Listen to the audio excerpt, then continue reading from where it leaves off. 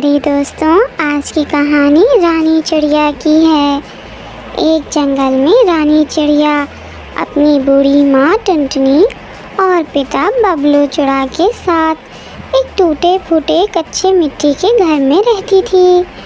उन्हें हमेशा बरसात का डर लगा रहता था, कहीं ज़ोर की बरसात की वजह से उनका घर टूट ना जाए और वो बेघर ना हो जाए। वहीं रानी की माँ पक्षियों के घरों में नौकरानी का काम करती थी और रानी के पिता बबलू चुड़ा सब्जियां बेचकर घर का गुजारा किया करते थे।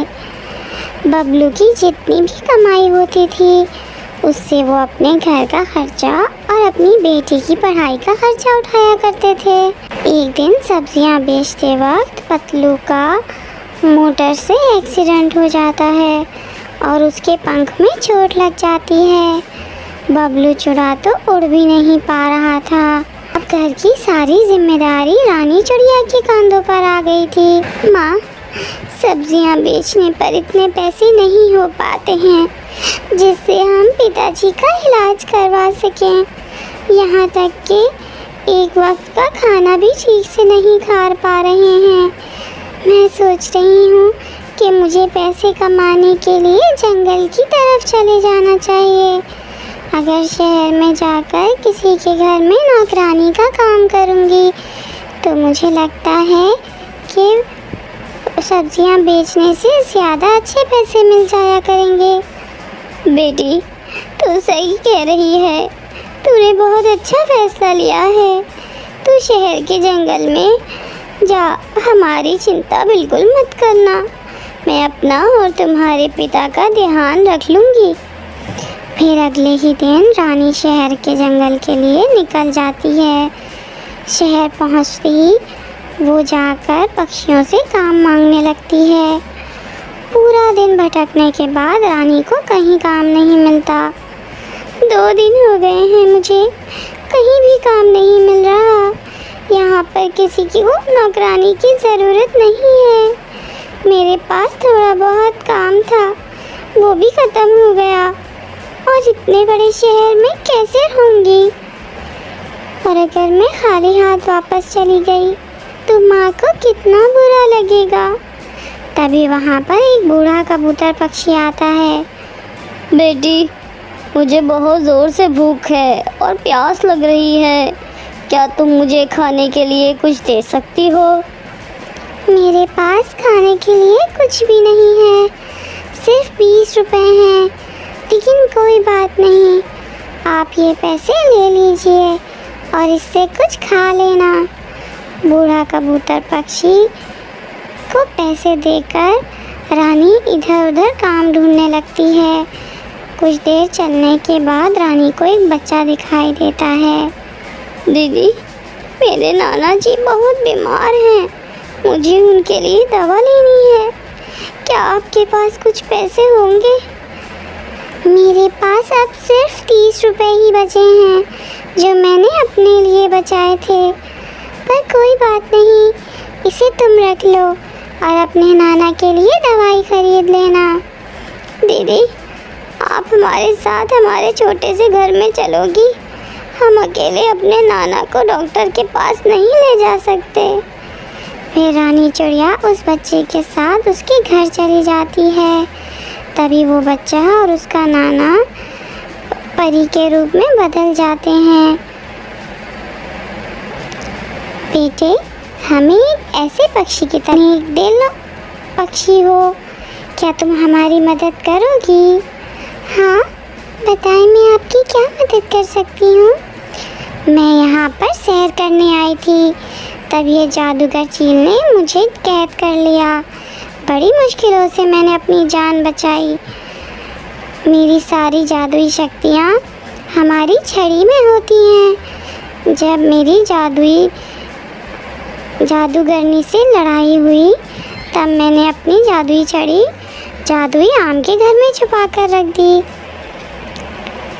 आम के घर पर ये कहाँ है? यहाँ से थोड़ी दूर पर एक बहुत घना जंगल है, वहाँ पर जादुई आम का घर है। मैं अभी यहाँ से कहीं नहीं जा सकती। इसलिए क्या तुम मेरी जादुई छड़ी वहाँ से ला सकती हो? लेकिन मैं जादुई आम के घर में कैसे जाऊँगी? मेरे पास जादुई आम के घर की चाबी नहीं है। मेरे पास जादुई आम के घर की चाबी है। इस आम के घर में सिर्फ वही लोग जा सकते हैं जो नेक दिल और दूसरों की मदद करने वाले हों। ठीक है, मैं वहाँ ज़रूर जाऊँगी और आपकी जादुई छड़ी लेकर ही आऊँगी। फिर परी रानी को चाबी दे देती है। चाबी लेकर रानी चिड़िया आम के घर की तरफ चल पड़ती है। थोड़ी देर बाद चलते चलते रानी चिड़िया आम के घर के पास पहुंच जाती है। वहां पर उसे 2 आम के घर दिखाई देते हैं।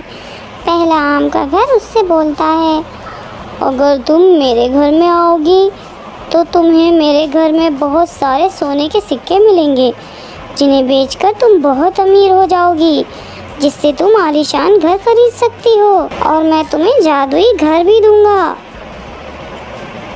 तभी दूसरे आम का घर बोलता है, अगर तुम मेरे घर में आओगी तो तुम्हें यहाँ कोई सोने के सिक्के नहीं मिलेंगे और ना ही पैसे मिलेंगे, लेकिन हाँ, तुम्हें यहाँ पर परी की जादुई छड़ी ज़रूर मिलेगी। अब तुम्हारे हाथ में है, ये तुम्हें परी की मदद करनी है या खुद अमीर बनना है। मुझे पैसों की ज़रूरत बहुत है, घर की भी ज़रूरत है, लेकिन फिर भी मैं पैसे नहीं ले सकती। मैं परी की मदद करना चाहती हूँ क्योंकि परी बहुत परेशानी में है, इसलिए मुझे उसकी मदद करनी है। रानी के इतना बोलने पर पहले आम का घर बोलता है, तो तुम एक अच्छी चिड़िया हो, कभी लालच नहीं करती। तुम्हारा ऐसा व्यवहार देखकर हम बहुत खुश हैं, इसलिए मैं तुम्हें पैसे, सोने के सिक्के और जादुई आम का घर देना चाहता हूँ। ये कहकर वो जादुई आम का घर रानी चिड़िया को सब दे देता है। फिर रानी चिड़िया दूसरे आम के घर से जादुई छड़ी लेकर परी के पास जाती है। सच में रानी, तुम बहुत अच्छी चिड़िया हो।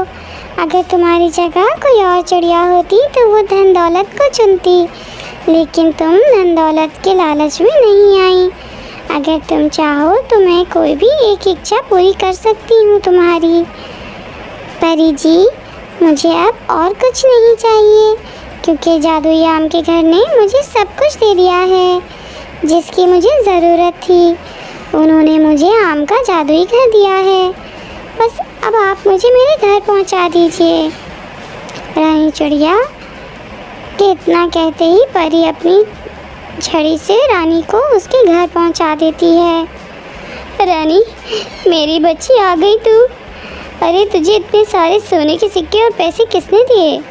और ये जादुई आम का घर, मुझे सब बताइए, किसने दिया है तुझे रानी? फिर रानी अपनी माँ को सारी कहानी सुनाती है। ये सारी बातें सुनकर वो बहुत खुश होते हैं। पिताजी, अब मैं आपके पंखों का इलाज शहर के बड़े हॉस्पिटल में करवाऊंगी और अब बहुत जल्दी ठीक हो जाएंगे आप। अब हमारे पास इतने सारे पैसे हैं कि अब हम शहर के जंगल में आराम से रह सकते हैं। और ये चाबी ले लीजिएगा, ये किसी मामूली घर की नहीं बल्कि जादुई आम के घर की चाबी है। इस घर में हमारी सारी ज़रूरत की चीज़ें मौजूद हैं।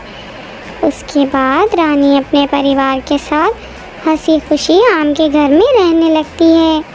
अगर आपको वीडियो पसंद आए तो चैनल को सब्सक्राइब और वीडियो को लाइक और शेयर ज़रूर करें। अपने दोस्तों के